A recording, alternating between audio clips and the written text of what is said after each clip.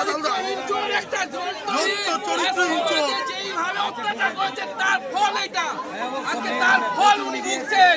যেইভাবে করে আজকে বাপের ঘরে পূরণ করেছে, নিজের বউকে ছেড়ে দিয়ে 5টা বিয়ে করেছে এই নবাবপ্রসাদ হালদার। নিজের ছেলেকে 20টা মার্কেটে রয়েছে, মার্কেটে 20টা অবৈধ বউ আছে, তাদের কাছে বহু সম্পত্তি আছে, প্রচুর সম্পত্তি রেখে দিয়েছে। এর নাম নবাবপ্রসাদ। ওর ফাঁসি দরকার। ওনার সত্যি ফাঁসি দরকার না, ওনার মতো যত 43 কাউন্সিলরের ফাঁসি দরকার, ওনার নয়। 43 কাউন্সিলর ফাঁসি দরকার।